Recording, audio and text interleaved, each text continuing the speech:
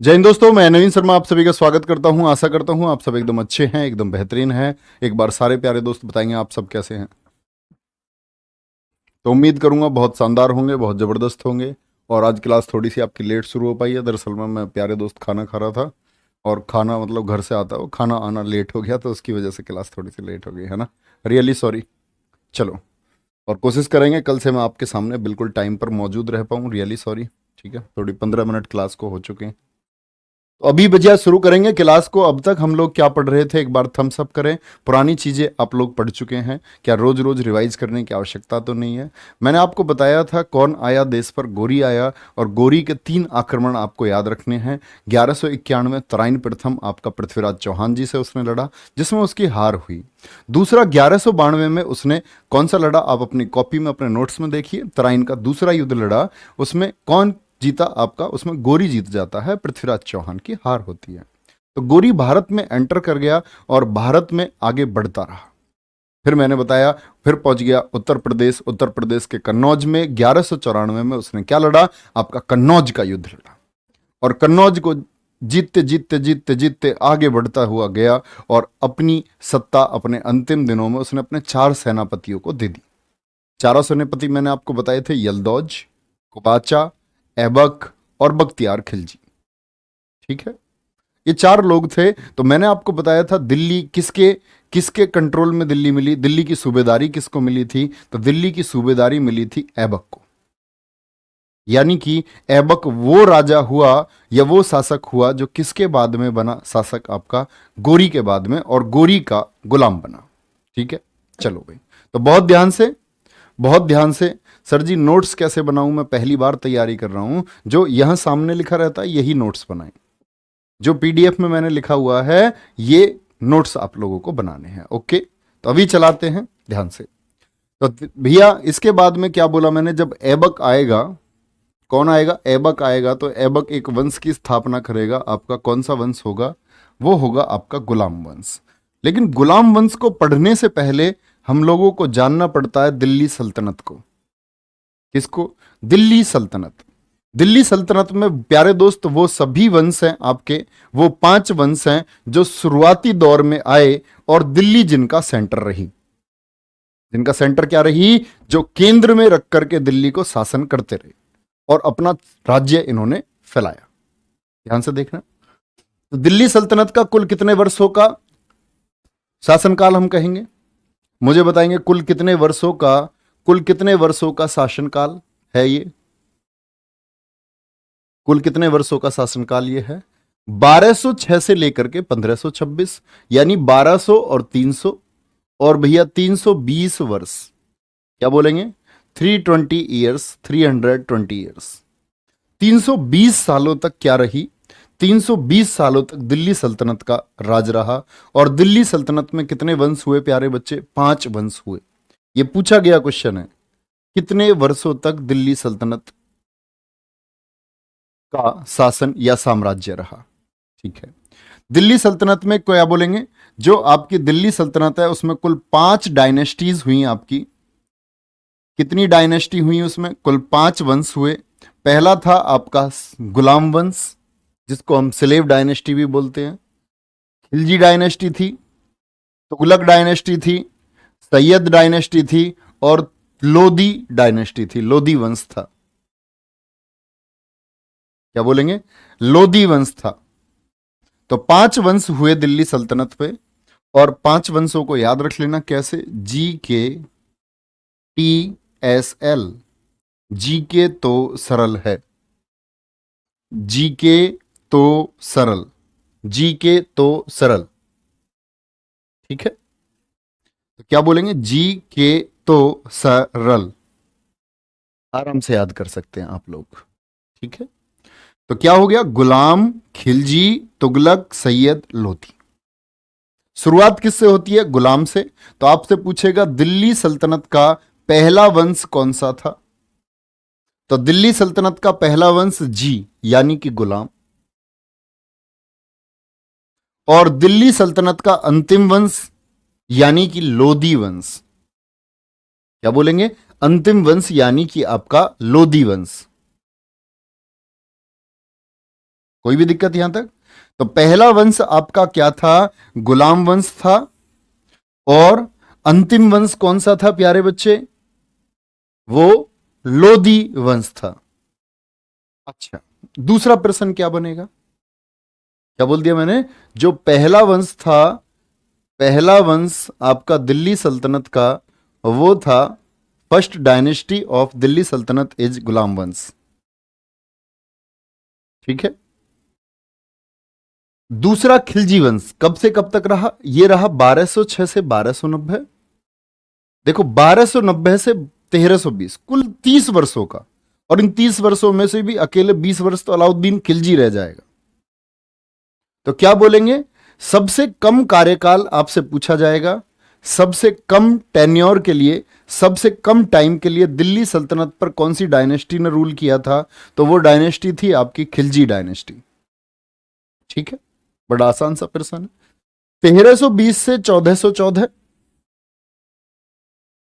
1320 से 1414, ये सबसे बड़ा कार्यकाल किसका है? ये है तुगलक डायनेस्टी का। किसका? तुगलक वंश का। भाई कितने वर्षों का हो गया देखो आप, ये कुल ही कितने वर्ष है? 30 वर्ष हैं, 30 ईयर्स। और ये कितने वर्ष हैं आपके? 94 ईयर्स हैं, 94 ईयर्स है, 94 वर्ष है। तो क्या बोलेंगे? क्या बोलेंगे? आपका कितने? सबसे बड़ा कार्यकाल 94 वर्षों का। फिर आता है आपका सैयद वंश, न सबसे कम न सबसे ज्यादा कार्यकाल, इसीलिए इसके बारे में कोई महत्वपूर्ण बात है नहीं। लोदी वंश सबसे अंतिम वंश है। क्या बोलोगे? जो दिल्ली सल्तनत थी, दिल्ली सल्तनत की ये लास्ट डायनेस्टी है। और इसके बाद आपके आगे थे कौन? दिल्ली सल्तनत का ये अंतिम वंश है। तो यहां से ये 8-7 प्रश्न बनते हैं जो आपको पता होने चाहिए। अच्छा भैया, इन लोदियों के बाद में ये 5 ही वंश क्यों है? क्योंकि इसके बाद में देश पर मुगल आ जाएंगे और बाबर आएगा। यानी इनके बाद कौन आ गए थे? फिर मुगल आ गए थे। फिर आ जाएगा 1526 में बाबर, और उसके बारे में आप सबसे ज्यादा तभी जाने। ठीक है, इतनी बात में कोई दिक्कत? इतनी बात में कोई दिक्कत? ये सभी आपके कौन होंगे? ये सभी आपके मुस्लिम शासक होंगे। सारे के सारे ये कौन है? सारे के सारे ये मुस्लिम शासक हैं। गुलाम वंश के, खिलजी वंश के, तुगलक वंश के, सैयद वंश के और लोदी वंश के भी। एक बात ये याद रखेंगे, कोई परेशानी? इतनी सी बात में ठीक है। तो यहां तक की बात नोट कर चुके, आगे बढ़े। मैंने बोला जब आगे बढ़े तो एक बार थम्स अप कर दिया करें कि भैया नोट कर चुके हैं। चलो प्राची शर्मा जी, बहुत बढ़िया ट्रिक आपने बनाई है, गजब। आप अपनी ट्रिक्स बना सकते हैं, कोई दिक्कत नहीं। मैं तो ट्रिक से बहुत दूर रहता हूं। मैं तो ये बोलता हूं तुमसे, ट्रिक के लिए एक अच्छा स्टूडेंट ट्रिक के फेवर में नहीं जाता। प्रिया शेखावत, नो दिक्कत भैया जी, बहुत बढ़िया। चलो, तो भैया हम लोगों को इन्हीं वंशों को पढ़ना है दिल्ली सल्तनत में। और हम लोग शुरुआत कहां से करेंगे? आपका गुलाम वंश से पढ़ना शुरू करेंगे। कहां से? गुलाम वंश से हम लोग पढ़ना शुरू करेंगे। ठीक है जी, चलो। तो हमारी शुरुआत होती है किससे? गुलाम वंश से। आपके एक जहन में प्रश्न आएगा, गुलाम, व्हाट इज गुलाम? गुलाम जिसको हम क्या बोलते हैं? जिसको हम दास भी कहते हैं, जिसको हम स्लेव भी बोलते हैं, यानी स्लेव डायनेस्टी थी। स्लेव, जैसे हम लोग अपना काम करवाने के लिए किसके लिए किसी नौकर को अपॉइंट कर लेते हैं, कोई नौकर को रख लेते हैं। किसी ने गाड़ी चलवाने के लिए किसी को रख लिया। तो पुराने समय में क्या था प्यारे बच्चे? पुराने समय में इंसानों की खरीद फरोख्त होती थी। आज तो आप संविधान में पढ़ते हैं ना, आर्टिकल 23, वो बलात्संग पर रोक लगाता है। आप जबरदस्ती किसी से कोई काम करवा नहीं सकते। लेकिन पहले तो संविधान नहीं था, तो पहले इंसानों से जबरदस्ती काम करवाया जाता था, जो काम ये चाहें। अब ये क्या काम करवाते होंगे? इनके पास थी दरअसल में सेना। तो सेना में पहले गाड़ियां नहीं थी, तोप नहीं थी, तो पहले तो सामानों को ढोया जाता था। सोचो, लाल किला जब बना होगा तो इतने बड़े बड़े पत्थर उसमें है, तो वो किसने ढोए होंगे? तो हाथियों को लगाया गया और बहुत बड़ी संख्या में इंसानों को लगाया गया। वो पत्थरों को लुढ़का लुढ़का करके, लुढ़का लुढ़का करके, लुढ़का लुढ़का करके ले जाते थे। इनकी सेनाएं थी, इनके पास घोड़े थे, तो घोड़ों के जो गोबर भी तो होता होगा, घोड़ों का डंग, घोड़ों की लीद, उसको उठाने के लिए, राजमहल की सफाई के लिए ये लोग दास इकट्ठे करते थे, दास। ठीक है, दास। तो ये कौन है, तो क्या बोलेंगे? और अब कमेंट सेक्शन में मत लिखो, जब मैं बोलूं आपसे कमेंट सेक्शन में तब लिखना। किसी का डाउट हो बाद के 5 मिनट में, ठीक है?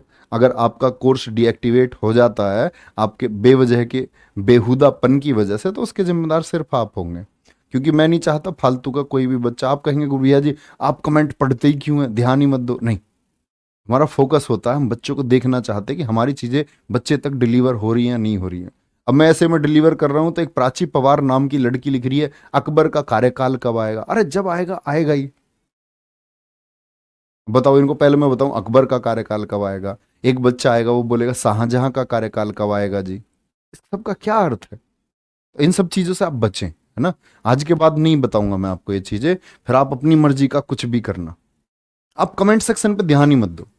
सिलेक्शन लेना चाहते हो तो कोई डाउट है इंपॉर्टेंट है तो अपने आप दिखता है मुझे, तो वो डाउट मेरे पास तक आने जो अच्छे बच्चे का प्रश्न आपके बेकार डाउट्स के चक्कर में दब जाता है।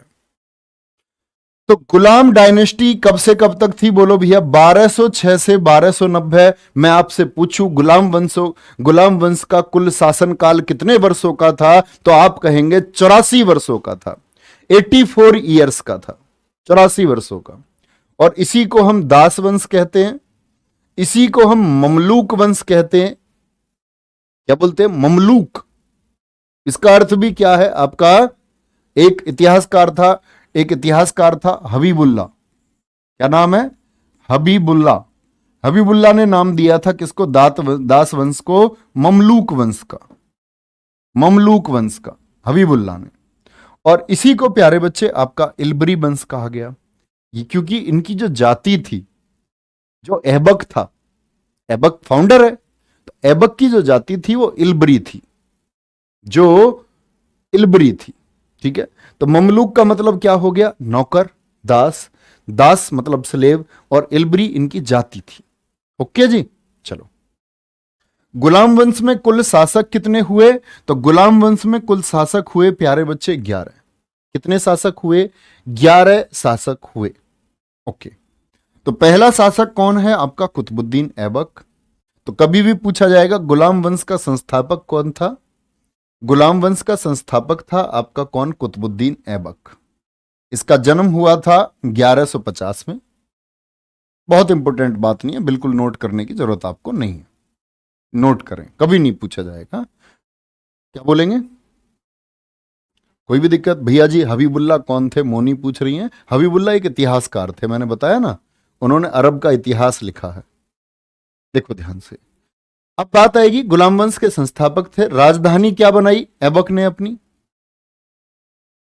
इल्बरी कोई जाति होती थी भैया? हाँ बिल्कुल, इल्बरी एक जाति थी। तो क्या बोलेंगे? राजधानी कहां बनाई? लाहौर में। लेकिन अपनी जो आर्म्ड कैपिटल बनाई, आर्म्ड कैपिटल पूछे जाते कुतुबुद्दीन ऐबक की सैन्य राजधानी कहां थी, तो बच्चा हमेशा लाहौर लिखता है, कभी मत लिखना। इसने अपने हथियार वगैरह के लिए कारखाना बनाया था, जो बंदूक वगैरह रखने के लिए, तलवारें वगैरह रखने के लिए। ये कहां? इंद्रप्रस्थ में। बंदूक मैं बता रहा हूं आप लोगों को, बंदूक तो थी नहीं इसके पास में, तलवार ही रखता था। ठीक है, अच्छा ये कौन था? ये गोरी का गुलाम था। इसको किसने खरीदा था? इसको गुलाम क्यों कहा गया और गुलाम वंश क्यों कहा गया? लेकिन गुलाम वंश में सारे गुलाम नहीं है राजा, सिर्फ 3 ही राजा गुलाम है, आपका ऐबक, आपका इल्तुतमिश और बलबन। लेकिन ये 3 बड़े राजा हैं। कौन कौन बोले मैंने आपसे? आपके सामने नाम आएंगे थोड़ी देर में। ऐबक, कुतुबुद्दीन ऐबक, और आपका इल्तुतमिश और बलबन। सिर्फ 3 ही गुलाम हैं इसमें बड़े, बाकी और ये बड़े राजा बने, बड़े राजा। तो गोरी का गुलाम था, इसे मिर्जा अजीज कोका से खरीदा गया। और किसने खरीदा था इसको? गोरी ने खरीदा था। क्या बोलेंगे? इसको किसने खरीदा था? गोरी ने खरीदा था। तो गोरी ने इसको खरीदा क्योंकि ये सुंदर था। कहते हैं कि ऐबक बहुत सुंदर था। जैसे ऐबक का अर्थ भी बताया गया कि ऐबक का अर्थ लगाया जाता है चंद्रमा के मुख से, चंद्रमा के मुख से अर्थ लगाया जाता है। सैन्य राजधानी ये इंद्रप्रस्थ कहाँ है भैया? ये दिल्ली को कहते थे भैया। किसको? दिल्ली को कहते थे। चलो भाई, मोहम्मद गोरी ने ऐबक को दो उपाधि दी। कौन कौन सी दो उपाधि? मोस्ट इंपोर्टेंट, मार्क करना, मलिक और सिपहसलार। मलिक और सिपहसलार की उपाधि प्रदान की। तो किससे खरीद लिया? मिर्जा अजीज खोका, जो बाजार में दासों को बेचता था। पहले ऐसा नहीं था। आज अपने बच्चे से सब लोग प्यार करते हैं। पहले जब लोग क्या थे, बच्चे पैदा करते थे, बच्चे को बेच देते थे मार्केट में। ऐसी लड़का है, बेच दिया, नई परिवार की तंगी ठीक नहीं है तो बाजार में बेच दिया। तो ये एक व्यापारी है, मर्चेंट है, जो बच्चों को, ऐसे बच्चों को खरीदता था और बाजार में ला करके बेचता था। ठीक है जी।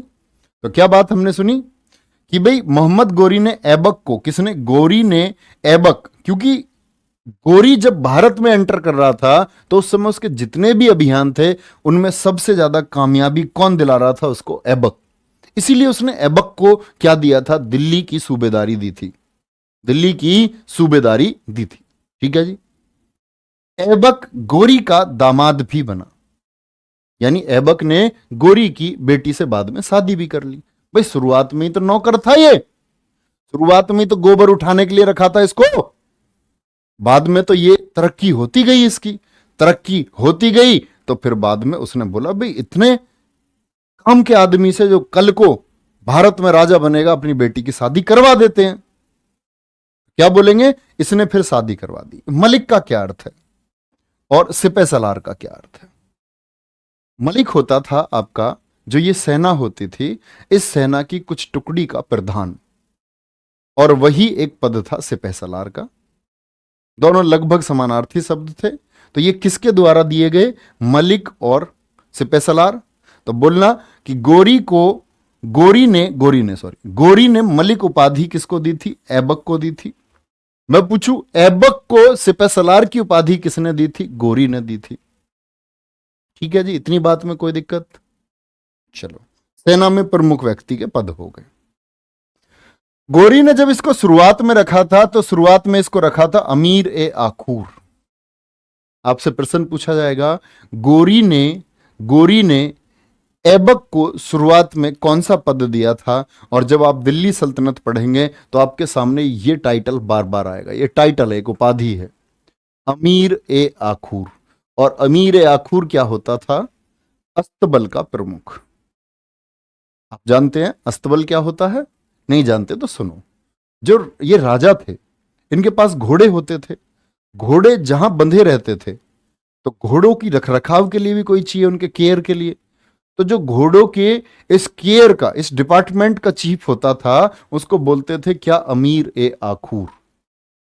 अस्तबल का प्रमुख है। अस्तबल सारी चीज, मतलब शुरुआत में गोरी गोबर उठाने के लिए आया था, और गोबर उठाते उठाते उठाते उठाते क्या हो गया? विश्वास पात्र हो गया। डील डोल वाला मजबूत शरीर था ऐबक का। तो कहते हैं कई विजय अभियानों पर जब ये गया तो इसने अभूतपूर्व प्रदर्शन किया, बढ़िया तलवार इसने चलाई, तो उससे खुश हुआ और इसको बना दिया अस्तबल का प्रमुख, अमीर ए आखूर। ठीक है। शासनकाल कितने वर्ष का है इसका? कुल 4 वर्षों तक। ऐबक जब आया तो कितने वर्ष? 1206 में गद्दी पर बैठा। तो कभी भी पूछा जाए कि ऐबक गद्दी पर कब बैठा? 1206 में बैठा। और कब तक गद्दी पर रहा? 1210 तक रहा शासनकाल। और 1210 में इसकी क्या बोलेंगे? मौत हो जाती है, खत्म हो जाता है। खत्म कैसे होगा देखेंगे ध्यान से। खत्म ये हुआ भैया लाहौर में, लाहौर में। और मृत्यु कैसे हुई थी इसकी? चौगान खेलते समय, पोलो, पोलो खेल रहा था, पोलो। पोलो गेम आपने कभी देखा है? मैं आपको दिखा देता हूं, नहीं देखा है तो एक बार आप लोग देख लेंगे। हॉर्स पोलो खेल रहा था, ये वाला गेम।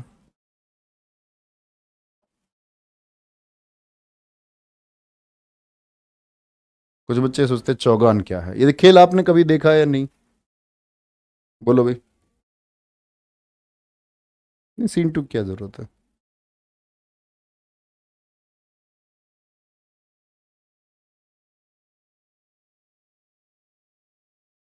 ये गेम आपने देखा होगा कई बार।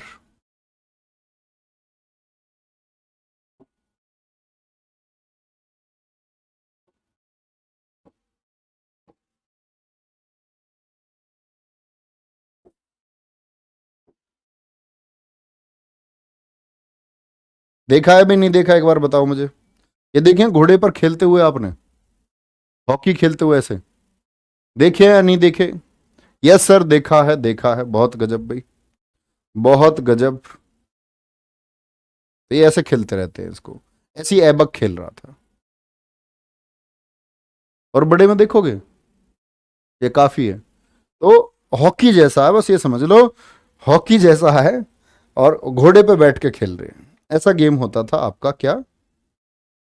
ऐसा गेम होता था हमारा, कौन सा? चौगान पोलो। ठीक है, कोई दिक्कत? अच्छा, एबक के और कौन कौन से नाम है? पील बक्स। पील बक्स इसी को बोलते हैं। पील बक्स का मतलब क्या होता है? पील बक्स मतलब जब इसकी जीत हुई और ये भारत में गद्दी पर बैठा, तो इसको भी पता था कि भाई भारत में ये बाहर से आकर के राज करने वाला पहला आदमी है। क्योंकि इससे पहले कासिम आया, राज तो उसने भारत पर नहीं किया। फिर गजनवी आया, राज तो उसने नहीं किया। गोरी आया, उसने राज तो भारत पर नहीं किया। इसको भारत में राज कर, तो राज करने के लिए इसने पॉलिसी बनाई, और इसने जो वहां के दिल्ली के आसपास के जितने भी राजा थे उन सबको इसने हाथी भिजवाए। क्या भिजवाए? हाथी भिजवाए। मतलब लोगों को अपने फेवर में करना शुरू किया। तो हाथियों का जब इसने ये दान दिया, इसको कहा गया जनता द्वारा पील बक्स। भाई हाथी भिजवाता है ये तो सबको, राजाओं के द्वारा एक मैसेज आया।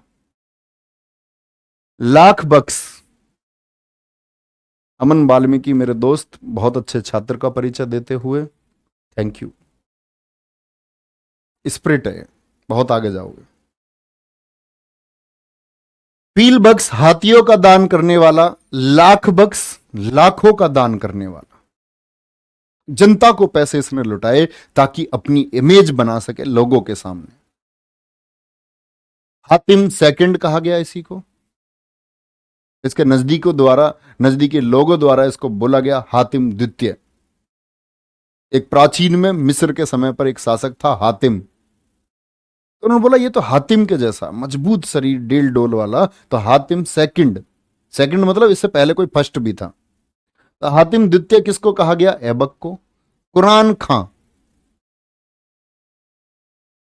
कुरान का बड़ा शौकीन, और कुरान की कहते हैं कि जब चर्चाएं होती तो एक कुरान की पंक्तियों को बार बार सुनाता रहता, तो इसको बोला गया कुरान खां। क्या बोला गया? कुरान खां। सर गोरी नाम तो हिंदू का होता है, इससे क्या मतलब है प्राची शर्मा? अच्छा, साहिल नाम नहीं सुना? हिंदुओं में भी होता है और आपका मुस्लिम में भी होता है। उस बात का क्या अर्थ है? साइकोलॉजिकल बातें करो। फरमान अली कह रहे हैं सर लिखने का वक्त दे दिया करो, इसको ब्लॉक कर दो, कोर्स खत्म करो इसका।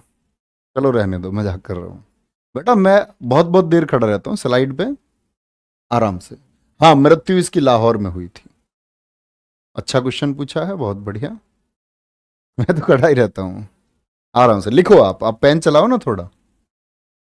चलो जी, क्या बोलेंगे यहां तक की बात में? कोई दिक्कत? यहां तक की परेशानी कोई भी? चलो जी, तो इसके अन्य नाम हो गए। ऐबक ने कभी भी अपने नाम का सिक्का नहीं चलाया, और ना ही कभी खुतबा पढ़वाया। कभी भी अपने नाम का कोई खुतबा नहीं पढ़वाया, ना अपने नाम का कोई सिक्का चलाया। तो पूछेगा आपसे, अगर मैं पूछूं कि ऐबक ने अपने नाम का कोई सिक्का चलाया था, यस और नो, आप क्या कहेंगे? भैया नो। फिर प्रश्न आएगा आपके दिमाग में, खुतबा क्या होता है? क्या बोलेंगे? ये खुतबा क्या होता है? नीरज इसका कोर्स ब्लॉक करो, बंद करो इसको। जब मुझसे बात करे तब इसका कोर्स चलाना। ये ऊपर नीरज, हाँ यही। क्या बोलेंगे? इसने अपने नाम का प्रशंसा पत्र पढ़वाया। आया मजा बेटा? देखो ये प्रशंसा पत्र खुतबा क्या होता है। तो ये जो राजा होते थे ना भैया, ये जो राजा होते थे, ये क्या करते थे? अपने नाम का एक प्रशंसा पत्र लगाते थे। नीरज जी का कोर्स इसलिए बंद किया गया है क्योंकि वो कह रहे सर जी जल्दी जल्दी चलो। बताओ, इनके हिसाब से जल्दी जल्दी चलते हैं। ये क्या है? ये एक खुतबा था और ये लोग खुतबा जारी कराते थे, खुतबा जारी कराते थे, यानी कि अपनी खुद की प्रशंसा करवाते थे। क्या करते थे? खुद की प्रशंसा। बोले भाई मैं इतना अच्छा हूं। जैसे मैं अपने नाम का कुछ लिखवा दूं और तुमको बोलूं कि भैया इसको बांट दो जनता में, लोगों तक पहुंचाओ, मैं कितना अच्छा आदमी हूं। जबरदस्ती, मैं अच्छा हूं नहीं बिल्कुल भी, और मैं लोगों को बताना चाह रहा हूं मैं अच्छा हूं। इसको बोलते थे खुतबा। क्या बोलते हैं? खुतबा इसको कहते हैं। हाँ नहीं, सीन टू पे कर पे क्या इनको क्या उर्दू पढ़नी आती है? कुछ बच्चों को आती होगी। बस कुछ बच्चों को आती होगी। ठीक है भैया, चलो।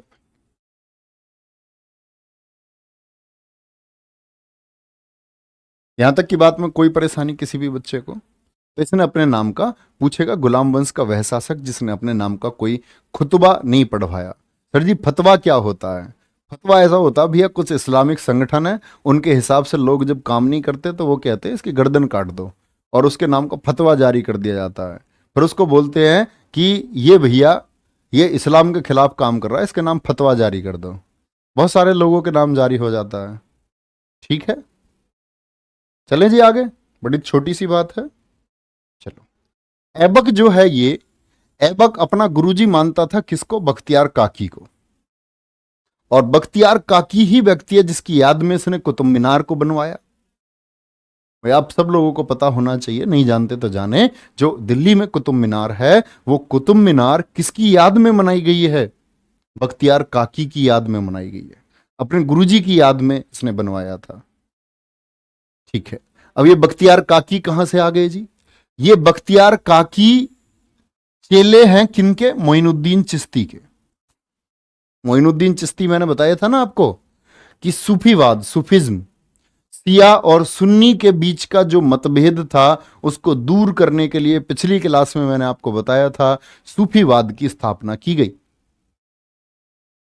और सूफीवाद के कौन थे प्रवर्तक? भारत में मोइनुद्दीन चिश्ती थे, जिनकी दरगाह कहां है जरा कमेंट सेक्शन में बताएं।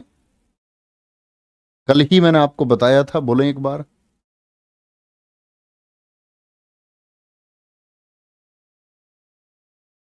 सर जी आप बहुत अच्छे हैं, कोई आपके खिलाफ कुछ बोलेगा मैं उसका सिर फोड़ दूंगा। हाँ ऑनलाइन ही फोड़ दोगे तुम। बेटा कुछ भी कुछ भी। आ जाओ आगे, ठीक है। ऐबक बख्तियार काकी का शिष्य था। बख्तियार काकी के गुरु कौन है? मोइनुद्दीन चिश्ती थे। ठीक है जी, इतनी बात में। चलो जी, आगे बात आएगी सूफीवाद, शिया और सुन्नी के बीच के मतभेद को खत्म करने के लिए सूफीज्म की स्थापना हुई। ठीक है, बहुत बढ़िया भाई, बहुत गजब। अजमेर में है आपका, अजमेर शरीफ में। सर पीडीएफ से बहुत अच्छा याद हो रहा है, मैंने सुना है इमेज देख करके बहुत अच्छा याद होता है। बहुत गजब, ये बिल्कुल ये आपका दिमाग का प्रोसेस कहता है। और मैं आपको जीएस के बारे में पहले भी बता चुका हूं, जीएस को लंबे समय तक कैसे याद रखें। नहीं बताया है तो आज क्लास के बारे में बाद में बता दूंगा। ठीक है विजय वर्मा, कैसे आप लंबे समय तक इसको याद रख सकते हैं, लेकिन डिस्क्लोज मत करना, बताना मत बेटा किसी को। ऐबक ने क्या क्या काम किए? तो ऐबक के काम देखते हैं। कुव्वत उल इस्लाम मस्जिद किसने बनवाई? जो कहां पर स्थित है? दिल्ली में। और उत्तर भारत की पहली मस्जिद है। आपसे पूछा जाएगा नॉर्थ इंडिया की सबसे पहली मस्जिद कौन सी है, तो वो आप बोलेंगे भैया कुव्वत उल इस्लाम मस्जिद है। उत्तर भारत की ही क्यों भैया? भारत की क्यों नहीं? क्या भारत की कोई और मस्जिद है? हाँ, यह नोट कर लेना आप लोग, भारत की सबसे पुरानी मस्जिद है, भारत की सबसे पुरानी मस्जिद केरल में है। भारत की सबसे पुरानी मस्जिद कहां है आपकी? चेरामन जुमा मस्जिद है। क्या बोलेंगे? चेरामन जुमा मस्जिद है। भारत की सबसे पुरानी मस्जिद कौन सी है? चेरामन जुमा मस्जिद है, वो केरल की है। जरूर एक ब्लॉग बना के आप लोग नोट करना, चेरामन जुमा मस्जिद। क्या बोलेंगे? चेरामन जुमा मस्जिद।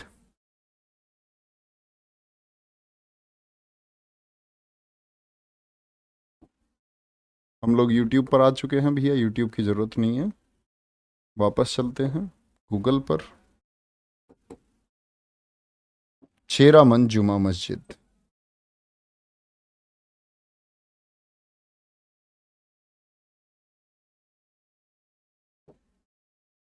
देख लेंगे आप एक बार, इमेज देख लेंगे तो याद रहेगा फिर।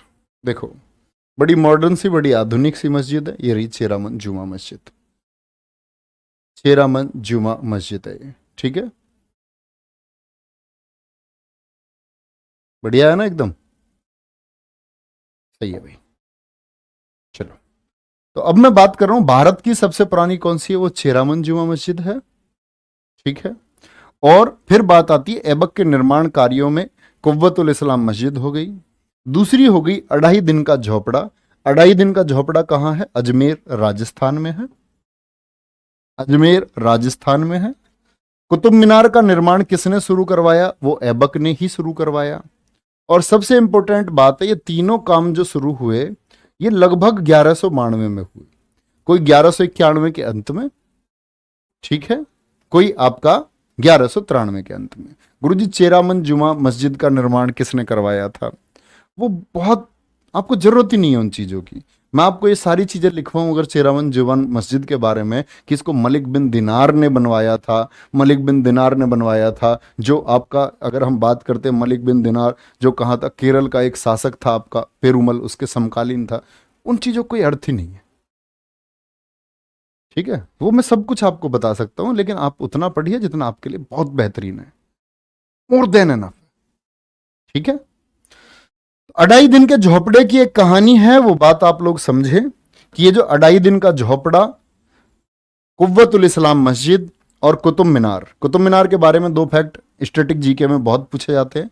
कुतुब मीनार की हाइट कितनी है? कुतुब मीनार की हाइट है 72.5 मीटर। और इसको यूनेस्को की विश्व विरासत सूची में कब शामिल किया गया? 1993। भारत की 40 जगह ऐसी हैं जो यूनेस्को की विश्व विरासत सूची में शामिल है। जैसे आपका आगरा का ताजमहल भी है, जैसे लाल किला भी है। तो ये देखते हैं दुनिया में जो आपका हेरिटेज साइट है, जो प्रसिद्ध जगह है, तो यूनेस्को उनको अपनी किसमें, वर्ल्ड हेरिटेज साइट्स की एक लिस्ट है। किसमें? World heritage site, world heritage site की। जैसे भारत की कितनी जगह हैं? 40 जगह हैं। उन 40 जगह में ही क्या है आपका, एक जगह है कुतुब मीनार। और कुतुब मीनार प्रश्न पूछा जाएगा आपसे, यूनेस्को में कब शामिल हुआ? तो क्या बोलेंगे? कुतुब मीनार कब शामिल हुआ? 1993 में। मैं एक बार आपको ये सारी जगह दिखा देता हूं। कुव्वतुल इस्लाम मस्जिद, अढ़ाई दिन का झोपड़ा, और इनके पीछे की कहानी क्या है वो भी समझेंगे आप लोग। उनके पीछे की कहानी क्या है वो भी समझेंगे। देखना ध्यान से एक बार आप लोग। ये है आपका, क्या बोलेंगे, कुव्वत उल इस्लाम मस्जिद। क्या बोलेंगे? ये कुव्वत उल इस्लाम मस्जिद है। कुव्वत उल इस्लाम मस्जिद, कुव्वत उल इस्लाम मस्जिद है, ठीक है, दिल्ली में स्थित है। ये क्या है आपका, बोलेंगे भैया एक बार? क्या बताया मैंने कुव्वत उल इस्लाम मस्जिद के बाद में? ये अढ़ाई दिन का झोपड़ा है। भैया ये अढ़ाई दिन का क्या कॉन्सेप्ट है? अढ़ाई दिन क्या होता है? अढ़ाई दिन का झोपड़ा, देखो, जब गोरी था ना, गोरी की सेना आगे बढ़ रही थी, कुतुबुद्दीन ऐबक उसके साथ में था, तो ये जो जगह थी, यहां पर था एक संस्कृत का विद्यालय। क्या था यहां? संस्कृत का विद्यालय था, बड़ा अच्छा विद्यालय। और संस्कृत का जो ये विद्यालय था, ये किसने बनवाया था? आपका विग्रहराज फोर्थ ने बनवाया था। विग्रहराज फोर्थ, जिनको भारत के इतिहास में कवि बंधु के नाम से जाना जाता है। ये सहारनपुर के एक राजा थे। और क्या बोलेंगे, सहारनपुर के एक राजा थे जिनका राज्य कहां तक फैला हुआ था? आपका राजस्थान तक फैला हुआ था। तो विग्रहराज फोर्थ ने यहां पर एक संस्कृत का महाविद्यालय बनाया हुआ था। और ध्यान से देखना, तो गोरी की सेनाएं निकल रही थी ऐबक के साथ में। ऐबक को आदेश दिया गोरी ने कि भाई ये तुड़वाओ यहां संस्कृत का महाविद्यालय, क्योंकि ये लोग भारत के मंदिरों को तोड़वा रहे थे और भारत के मंदिरों को तोड़ करके इन्होंने बोला इन सब की जगह मस्जिद बना दो, इन मंदिरों का नामो निशान खत्म करो। ऐसी ही शिकार हुआ आपका कौन, संस्कृत का महाविद्यालय, जो किसने बनवाया था, विग्रहराज फोर्थ ने बनवाया था। इन्हीं को, विग्रहराज फोर्थ को हम बीसल देव के नाम से जानते हैं। किस नाम से जानते हैं? बीसल देव इन्हीं का नाम है। तो नोट कर लेना अपनी कॉपी में कि 2.5 दिन का झोपड़ा पहले संस्कृत का एक महाविद्यालय था, जिसको बनवाया था किसने, विग्रहराज फोर्थ। और ब्रैकेट में लिख लेना क्या, कवि बंधु इन्हीं को कहा जाता है। ठीक है जी। अच्छा, आदेश दिया गया, कुतुबुद्दीन ऐबक ने लोगों को पकड़ा वहां और लोगों से बोला कि भाई जब तक ये नहीं बना दोगे तब तक खाने को नहीं दूंगा। वहां के नजदीकी लोगों को बंदी बना लिया गया, बोला जब तक ये नहीं बना दोगे ना तब तक खाने को मिलेगा ना पीने को मिलेगा। तो ना खाने को ना पीने को, अब जनता तो भैया अब क्या कर सकते हैं बताओ, क्या कर सकते हैं? तो क्या बोलेंगे भैया, 2.5 दिन का झोपड़ा जो ये बनवाया गया आपका, ये बना 60 घंटे में। 60 घंटे में मजदूरों ने अपने खाने के लिए पीने के लिए राशन मिल पाए, तो भैया क्या हो गया आपका, 2.5 दिन हो गया। तो 2.5 दिन में ये तैयार कर दिया, 2.5 दिन में ये तैयार कर दिया। ये कैसे पता जी यहां संस्कृत का विद्यालय हुआ करता था? ये ऐसे पता चलता है, तो याद रख लेना, 2.5 दिन के झोपड़े में आज भी संस्कृत नाटक हरिकेल, भाई मस्जिद का तो संस्कृत से कोई लेना देना ही नहीं है, में आज भी आज भी संस्कृत का नाटक है हरिकेल, संस्कृत नाटक हरिकेल की पंक्तियां लिखी हैं, पंक्तियां लिखी हैं। कौन से नाटक की? संस्कृत का नाटक था हरिकेल। अब आप ये पूछ लें कि हरिकेल नाटक किसका है जी, तो भैया इनका खुद का नाटक है, इन्होंने खुद ये लिखा था। हरिकेल नाटक संस्कृत का एक नाटक है। तो हरिकेल नाटक के रचनाकार कौन है? विग्रहराज फोर्थ हैं। कौन है? विग्रहराज फोर्थ हैं। ठीक है जी, कोई परेशानी इतनी बात में? क्या बोलेंगे इसको? गोरी के आदेश पर ऐबक ने तोड़वा दिया था, तब बना था ये आपका, इसका क्या नाम है, 2.5 दिन का झोपड़ा। कुतुब मीनार आप सब लोगों ने देखी होगी, कितनी मैंने बताई इसका, ये याद रखना 1993 यूनेस्को।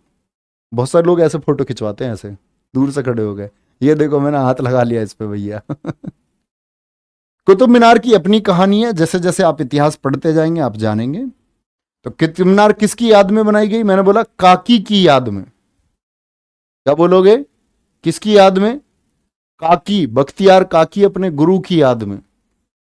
भाई अच्छा आदमी अपने गुरु की याद में बना रहा है। अब ऐसे बच्चे हैं हमारे, तो ऐसे अपने शिष्य है जिनसे कहो भैया शांत होके पढ़ना, बहुत आप लोगों का भविष्य आपके हाथ में है, बहुत गौर से पढ़ो, पढ़ेंगे ही नहीं। एक अपने गुरु के लिए क्या करा है, कुतुब मीनार अमर कर दिए भैया। काकी की याद में कुतुब मीनार। कुतुब मीनार की अपनी कहानी कैसे है भैया? कुतुब मीनार बार बार टूटती रहेगी, फिर क्या होगा? देखो इसने काम शुरू करवाया ऐबक ने, सिर्फ पूर्ण किसने करवाई थी कुतुब मीनार? कुतुब मीनार को पूर्ण किसने करवाया था? ये इल्तुतमिश ने करवाया था। फिर मैं आपको बताऊंगा आगे कि ये फिर टूट फूट हो गई इसमें 1386 में।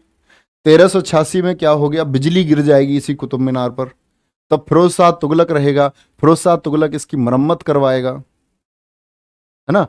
बाद में 1505 में दिल्ली में भूकंप आ गया था, तब सिकंदर लोदी शासक था दिल्ली का, तब सिकंदर लोदी ने इसकी मरम्मत करवाई थी। ठीक है, तो शुरुआत में क्या थी, इसकी 2 मंजिलें थी सिर्फ, फिर इसकी तीसरी मंजिल बनवाई किसने? आपका इल्तुतमिश ने, जिसको बोलते हैं कि पूर्ण कर दिया। फिर ये बाद में क्या, इसको 7 मंजिलें थी, जब इसमें गड़बड़ हो गई तो इसकी 2 मंजिलें हटवा भी दी गई। ठीक है जी, चलो वापस आते हैं भैया, वापस आते हैं आपका किस पर, जहां हम पढ़ रहे थे, गोरी। तो इतनी बात समझ में आई आप लोगों को, किसने क्या क्या बनवाया? कुव्वतुल इस्लाम मस्जिद बनवाई। कहां है? पूछता है 2.5 दिन का झोपड़ा क्या है ये? एसएससी द्वारा पूछा गया क्वेश्चन है, एसएससी सीपीओ, आप देखें एक बार 2017। 2.5 दिन का झोपड़ा क्या है? तो बोला बौद्ध विहार है, एक मंदिर है, एक मस्जिद है, या फिर एक यहूदी स्थल है। 2.5 दिन का झोपड़ा क्या है? एक मस्जिद है। क्या है? एक मस्जिद है। ठीक है जी, चलो आगे चलेंगे। ऐबक को ही गुंबद कला और मेहराब कला का जनक कहते हैं। फादर ऑफ गुंबद आर्किटेक्चर एंड मेहराब आर्किटेक्चर, मेहराब डिजाइन एंड गुंबद डिजाइन, ये क्या होते हैं भैया? ये गुंबद कला और मेहराब कला क्या होती है? देखो ध्यान से, गुंबद कला और मेहराब कला क्या होती हैं, देखना ध्यान से। मैं आपको दिखा देता हूं एक बार। देखो, आप लोगों ने हमेशा स्ट्रक्चर देखे होंगे बने हुए, ऐसा देखा है ऊपर से बना हुआ? कभी नहीं। ऊपर से, जो ऊपर से कैसा हो? ऊपर से लगभग गोल हो, ऊपर से लगभग गोल हो, इसको क्या बोलेंगे आप लोग? गुंबद बोलेंगे। क्या बोलेंगे? इसको आप गुंबद बोलेंगे। और प्यारे दोस्त, जो ऐसी आकृति होती है बनी हुई, ऐसी आकृति, इनको हम मेहराब कहते हैं। ये क्या है? ये मेहराब है। तो भारत में मेहराब के जो डिजाइन शुरू हुए, मेहराब के जो डिजाइन शुरू हुए प्यारे बच्चे, देखो, तो ये मेहराब दिख रही है आपको? ही नहीं? बोलो, इसने 2.5 दिन के झोपड़े में मेहराब का निर्माण कराया था? नहीं। तो क्या बोलेंगे? मस्जिद में होता है जी, गुंबद भी होता है। ठीक है, गुंबद भी होता है। यहां देखो, जो कुव्वतुल इस्लाम मस्जिद है, इसमें गुंबद है ऊपर या नहीं है? ऊपर इसमें गुंबद है या नहीं है? तो सबसे पहले भारत में गुंबद कला और आपका क्या बोलेंगे? मेहराब कला। तो ये क्या है? आपका गुंबद है, और ये क्या है? ये मेहराब है। गुंबद और मेहराब कला, गुंबद और मेहराब कला का जनक कौन माना गया है? तो आप बोलना बच्चों से, कोई आपसे कहे, क्योंकि इसके लिए कई जगह गलत चीजें दी हुई हैं। गलत चीजें कैसे? जैसे एक हमारी ही किताब में पीईटी की बुक थी, उसमें एक मिस्टेक थी, उसमें किसी और शासक को दे करके उन्होंने बोल दिया, किसी और शासक का नाम दे दिया। तो आप उनको बताना, भैया आप ध्यान से देखें एक बार कुव्वतुल इस्लाम मस्जिद का स्ट्रक्चर क्या है, और एक बार आप उन्हें बताना कि आप 2.5 दिन के झोपड़े का स्ट्रक्चर देखें। ठीक है, तो गुंबद कला और मेहराब कला का जनक कहते हैं। ठीक है, ऐबक का दरबारी कवि कौन है?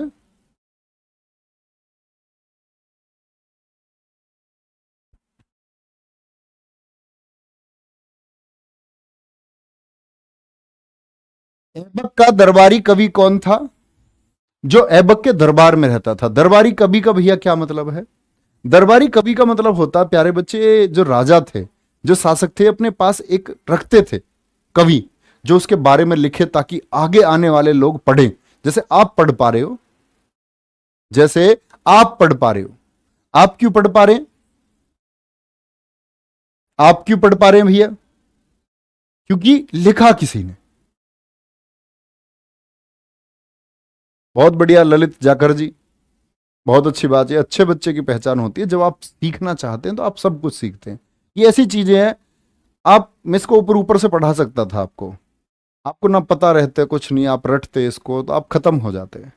मैं ये मानता हूं कि ये जो 12वीं पास बच्चा है, इस इतनी व्यस्क, ये इतना होता है, इसकी बुद्धि इतनी व्यस्क होती है कि ये सब कुछ समझ सकता है, अगर आप इसे समझाओ अच्छे से, आराम से। तो बहुत बढ़िया, थैंक यू। ऐबक का दरबारी कवि कौन है? हसन निजामी। हसन निजामी पूछी जाएगी बुक, ताजुल मासिर बुक के कौन लेखक हैं? दिल्ली पुलिस 2020 का ही क्वेश्चन है। दिल्ली पुलिस 2020 का ही क्वेश्चन है आपका। ताजुल मासिर मतलब मिलान में दे रखा था। तो ताजुल मासिर बुक के लेखक कौन है? वो हसन निजामी है। कौन है? हसन निजामी। आप देखो दिल्ली पुलिस 2020 को, कठिन कठिन पुस्तकों इतिहास की उनके लेखक उसने पूछे हैं। ठीक है जी। ऐबक जब मर गया तो 1210 में मरा था, आप सबको पता है, लाहौर में। लाहौर में कैसे? पोलो खेलते समय, पोलो खेलते समय। ठीक है जी। तो दरबारी कवि कौन हो गया? हसन निजामी। मतलब इस कविताओं के तौर पर या पुस्तक के तौर पर इसने लिख दिया। बुक कौन सी लिखी? अपनी कविताएं इसमें किसने लिखी? कविताओं के द्वारा बताया इसने किसके बारे में? ऐबक के बारे में बताया। ठीक है। ऐबक का मकबरा, ऐबक का मकबरा कहां है? लाहौर में। किसने बनवाया था? इल्तुतमिश ने। इसके बाद में आया। पहले इसको ऐसे ही क्या बोलेंगे, ऐबक को ऐसे ही दफना दिया, क्योंकि ऐबक की मौत के बाद में गद्दी पर कौन बैठेगा इस चीज की बड़ी लड़ाई थी। तो ऐबक पर किसी ने ध्यान नहीं दिया, बोले ससुरा मर गया तो मर गया, कोई बात नहीं, दबा दो ऐसी कहीं भी, ऐसी दबा दिया उसको। बाद में इल्तुतमिश आया, इल्तुतमिश ने कहा यार ये तो पूर्वज थे हमारे, तब उसने वहां स्ट्रक्चर बनवाया एक मकबरा। अब कुछ बच्चे ऐसे होंगे जो पूछेंगे जी मकबरा क्या होता है? मकबरा बोले तो टॉम्ब, जैसे समाधि हो गई। हमारे यहां क्या होता है, हिंदू धर्म में लोगों को क्या किया जाता है? आपका उनका दाह संस्कार किया जाता है। इस्लाम में क्या होता है? लोगों को दफनाया जाता है। तो जिस जगह पर दफनाया गया वहां पर कोई स्ट्रक्चर आप बना देते हैं, वो क्या कहलाता है? कोई मतलब निर्माण कर दिया, कोई धर्मशाला बना दी उसके ऊपर, कोई बैठने के लिए स्थल बना दिया, या स्मारक बना दिया कोई। अब स्मारक बना दिया, क्या बोलेंगे भैया?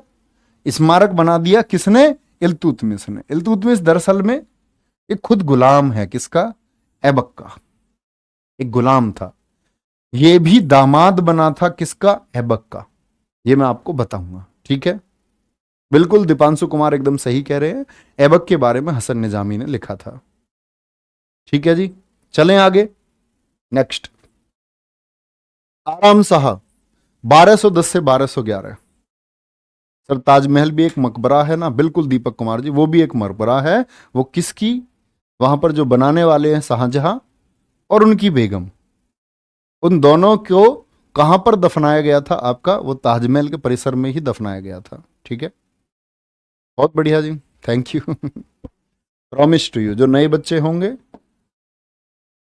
जो नए बच्चे होंगे ना, तो सोच रहे होंगे, बस आप मेरे हिसाब से पढ़ते चलें, आप सबसे ज्यादा विश्वास फील करेंगे, सबसे ज्यादा। एक दिन आपका मन ही नहीं लगेगा भैया के बिना, आप कहोगे भैया क्लास लेना आ जाओ। ठीक है जी। सर ऐबक को लाख बख्श भी कहते थे ना, बता चुका हूं, पीछे देख सकते हैं आप। अब बोलेंगे ऐबक के बाद में दूसरा शासक कौन आया गद्दी पर? आराम शाह। ऐबक के बाद में आराम शाह, एकदम लचीला बच्चे जैसा, इसको ना बुद्धि ना दिमाग, बुद्धि ना दिमाग। तो क्या बोलेंगे, इसको इल्तुतमिश ने हरा दिया। और इल्तुतमिश कौन था? ये गुलाम था।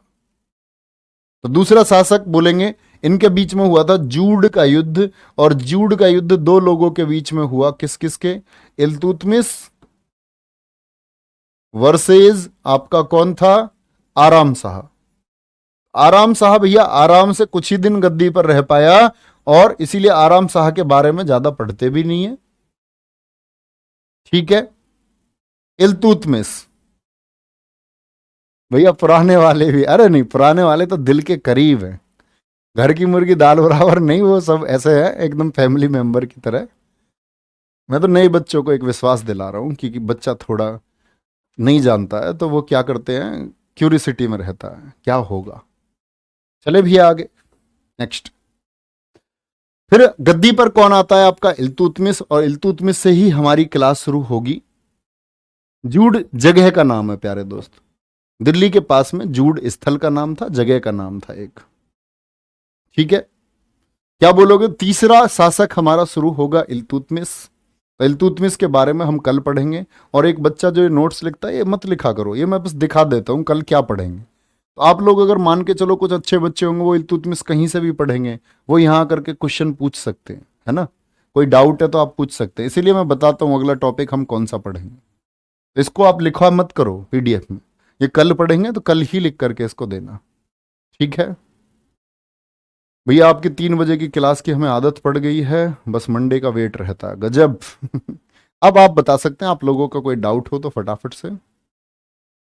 चलो सर जी, मस्जिद और दरगाह में क्या अंतर है? देखो, मस्जिद का मतलब है, मस्जिद है आपका एक पूजा स्थल, धार्मिक स्थल, जहां आप याद करते हैं। इस्लाम में मान के चलो, जो लोग इस्लाम धर्म को मानने वाले हैं वो अल्लाह को याद करते हैं। जो आपका हिंदू लोग हैं वो भगवान जी को याद करते हैं। तो ये तो हो गया आपका उपासना स्थल, पूजा घर। दरगाह है किसके लिए? इन्होंने बोला दरगाह इस्लाम में है जो सूफी संत थे इनके, उन सूफी संत के लोगों को जहां पर दफनाया गया वहां पर बनी दरगाह। क्या बनी? दरगाह। जैसे मोइनुद्दीन चिश्ती की है, जैसे नई दिल्ली में निजामुद्दीन औलिया की है, जैसे शेख सलीम चिश्ती मैं आपको बताऊंगा फतेहपुर सीकरी में, जब आप अकबर के बारे में पढ़ रहे होंगे। ठीक है जी। जीके को कैसे याद रखना है? देखो, जीके को ऐसे याद रखना है लंबे समय तक, हमेशा याद रखें।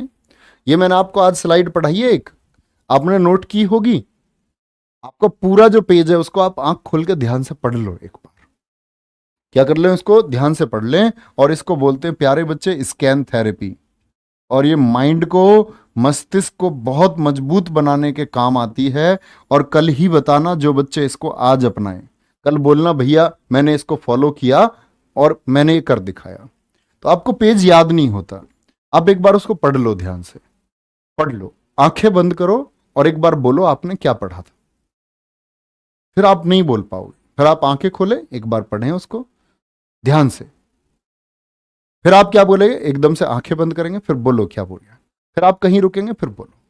ये स्कैन प्रोसेस इतना अच्छा है, आप जब इसकी 2-3 दिन प्रैक्टिस करोगे ना, एक बार बहुत, इतना कंसंट्रेशन आपका बढ़ जाएगा, इतना एकाग्रचित आप हो जाओगे कि बहुत जल्दी आप पेज को पढ़ेंगे, आंखें बंद करेंगे और एज इट इज जहां जहां शब्द लिखा हुआ है आपके दिमाग में हमेशा वही रहेगा।